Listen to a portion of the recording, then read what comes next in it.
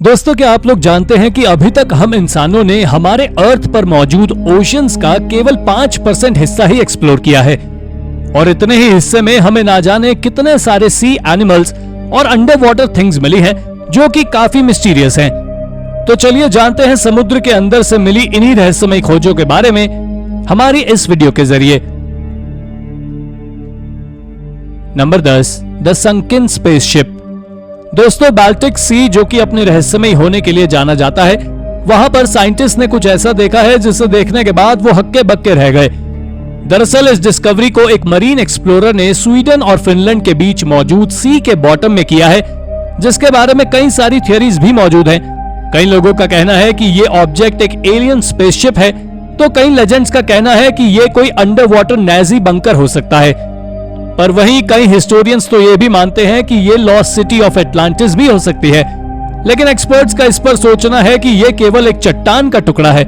खैर, जो भी हो, इसके पीछे की सच्चाई अभी तक किसी को नहीं पता है। इसकी डिस्कवरी लगभग एक डेकेड पहले सोनार इमेजेस की मदद से की गई थी, जब सोनार इमेजेस ने समुद्र में कुछ मिस्टीरियस शेप्स को देखा था, जिसके बाद से ये साइंटिस्ट के रिसर्च के लिए एक इंपॉर्टेंट टॉपिक बना हुआ है। Number 9, the hot tub of despair. The gulf of Mexico में 3300 फीट नीचे एक बहुत ही अमेजिंग जियोलॉजिकल मार्वल मौजूद है जो काफी सारे रहस्यों को अपने अंदर समेटे हुए है। इसे साइंटिस्ट ने the hot tub of despair का नाम दिया है। ये असल में एक अंडर वाटर लेक है और हैरानी की बात तो ये है कि इसके अंदर इतनी मीथेन मौजूद है कि ये इसके अंदर तैरने वाले सभी छोटे से छोटे सी एनिमल्स को भी मार देती है। इस मिस्टीरियस लेक को साइंटिस्ट ने एक रिमोट से ऑपरेट होने वाली अंडर वाटर व्हीकल की मदद से डिस्कवर किया था। और ये अंडर वाटर लेक कोई आम लेक नहीं है, बल्कि एक ब्राइन पूल है जो कि इतना टॉक्सिक है कि इसके अंदर जाने वाला कोई भी लिविंग बीइंग जिंदा वापस नहीं आ सकता, क्योंकि इसमें मौजूद फ्लूइड के अंदर कम ऑक्सीजन और पॉइजनस केमिकल्स होने के साथ साथ हाइड्रोजन सल्फाइड और मीथेन मौजूद है, जो कि इसके टॉक्सिक होने की सबसे बड़ी वजह है। Number 8, lion city. दोस्तों, अब अगली डिस्कवरी के लिए चलते हैं चाइना, जहां मौजूद चांडाओ लेक के नीचे एक मिस्टीरियस लॉस्ट सिटी मौजूद है जो हजारों साल पुरानी है और इसकी हिस्ट्री भी काफी इंटरेस्टिंग है। इस अंडर वाटर सिटी को 11 शेंग या लायन सिटी के नाम से जाना जाता है। यह सिटी 1950s में चाइना में बन रहे एक डैम की वजह से पूरी तरह अंडर वाटर हो गई थी और जिस लेक पर यह डैम बनाया गया था उसका नाम था 1000 आइलैंड लेक, क्योंकि उस लेक में 1000 आइलैंड्स मौजूद थे। लेकिन अगर हम लायन सिटी की बात करें तो इसके लॉस्ट होने के पहले इसमें करीबन 3 लाख लोग रहा करते थे, जिसके डूबने के कारण काफी एंसेस्ट्रल हिस्ट्री मिट गई, जिसके बारे में अब सिर्फ अंदाजा ही लगाया जा सकता है।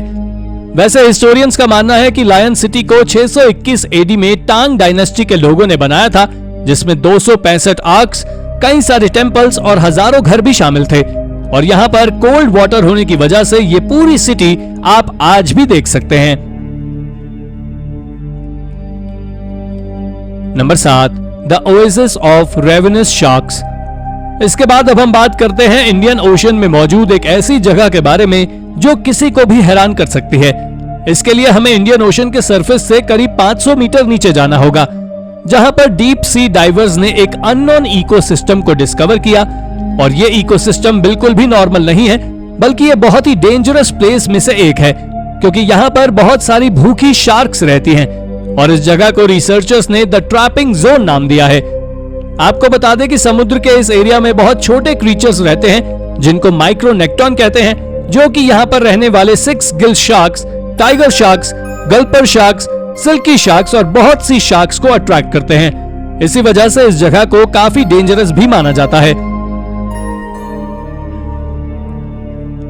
Number 6, 17th century warship. दोस्तों, हाल ही में आर्कियोलॉजिस्ट ने एक 17th सेंचुरी की एक वॉरशिप को खोजा है जिसे कि एपलेट कहा जाता था। इसे स्वीडन में डिस्कवर किया गया है और इस डिस्कवरी को एक मॉन्यूमेंटल डिस्कवरी भी माना जा रहा है। इस वॉरशिप को इसकी सिस्टर शिप वासा से डायरेक्ट टाई किया गया था, पर अगर हम एपलेट की हिस्ट्री की बात करें तो उसने करीबन 30 सालों तक वॉर में हिस्सा लिया और फिर ये 1659 में अचानक से कोस्ट ऑफ स्टॉकहोम में डूब गई, जिसके शिपरेक को हाल ही में स्वीडिश नेवी में काम कर रहे एक लोकल आर्कियोलॉजिस्ट ने खोजा था। पर इस डिस्कवरी के बाद सभी लोग शॉक्ड हो गए क्योंकि ये पहली ऐसी शिपरेक थी जो कि इस एरिया में मिली थी। लेकिन बदकिस्मती से ये एरिया एक मिलिट्री एरिया था, इसलिए कुछ रिस्ट्रिक्शंस की वजह से इसको कभी बाहर ही नहीं निकाला गया और ये आज भी वहीं दफन है। Number 5, the great dog island airplane wreck। दोस्तों, ब्रिटिश वर्जिन आइलैंड्स में मौजूद द ग्रेट डॉग आइलैंड के किनारे पानी के नीचे एक एयरप्लेन मिला है और इस एयरप्लेन को वहां तक पहुंचने की कहानी बड़ी ही इंटरेस्टिंग है।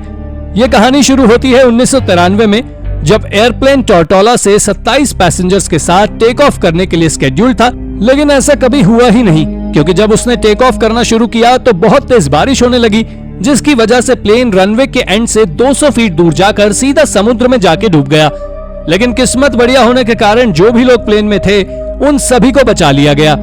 फिर बाद में इस प्लेन को यहां से निकालकर फिल्मों की शूटिंग के लिए यूज किया जाने लगा और फिर इस प्लेन को द ग्रेट डॉग आइलैंड्स में डालकर रख दिया गया, जहां ये एक आर्टिफिशियल रीफ बना हुआ है और ये आज भी करीब 40 फीट नीचे पानी में मौजूद है।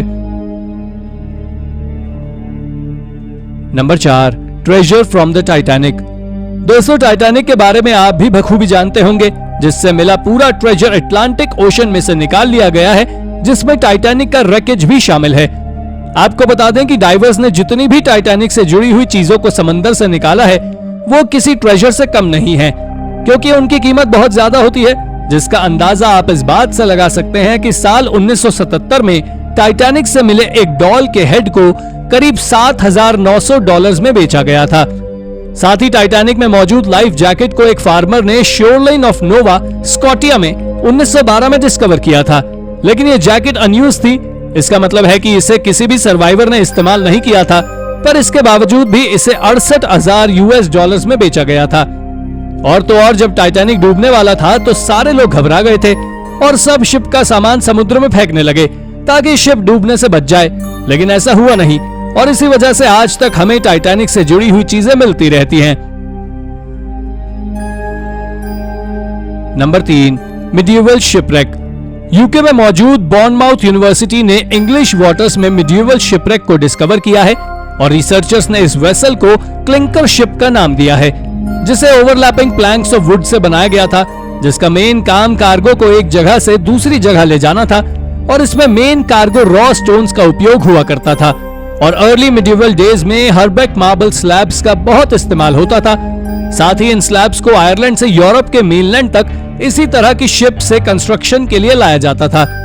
पर जब इस शिपरेक को खोजा गया था तो इसमें ह्यूज स्टोन्स मौजूद थे और उस समय इस तरह की शिप का बनना जो कि इतने बड़े बड़े स्टोन स्लैब्स को कैरी कर सके ये असंभव था। लेकिन इसके बावजूद भी ये हुआ, जो कि मिडिएवल ग्लोबलाइजेशन का एक शानदार उदाहरण है। एक्सपर्ट्स का कहना है कि इस तरह की शिप इस रीजन में बहुत कम मिली है। हैरानी की बात तो ये है कि ये शिप आज से तकरीबन 750 साल पुरानी है, जो किसी अननोन रीजन की वजह से डूब गई थी। Number 2, mystery creatures. दोस्तों, कुछ अनोखे स्ट्रेंज क्रीचर्स को हाल ही में इंडियन ओशन के बॉटम से डिस्कवर किया गया है और ये दिखने में भी काफी मिस्टीरियस हैं। अगर हम इन स्ट्रेंज क्रीचर्स की बात करें तो ये दिखने में बिना आंखों वाली ईल्स के जैसे दिखाई देते हैं, या कहें तो किसी फिश की तरह, लेकिन साइड व्यू से देखने पर ये क्रीचर्स थोड़े थोड़े अंडर वाटर लिजर्ड्स के जैसे भी दिखाई देते हैं, जिनके डेडली टीथ होते हैं। पर शायद आपको ये जानकर ताज्जुब होगा कि इन क्रीचर्स को Australia's museums Victoria research institute के साइंटिस्ट ने डिस्कवर किया, वो भी तब जब वो अंडर वाटर वॉल्केनो के स्ट्रीम को ऑस्ट्रेलिया से 2500 मील दूर इन्वेस्टिगेट कर रहे थे और तभी उन्हें ये वियर्ड क्रीचर दिखाई दिए थे। इसके साथ ही उन्होंने यहाँ से कई और ऐसे क्रीचर्स के स्पीशीज को देखा है जिन्हें कि आज तक कभी भी दोबारा देखा नहीं गया है और ये देखने में बहुत अग्लियर और फ्राइटनिंग भी दिखते हैं। Number 1, Roman anchor.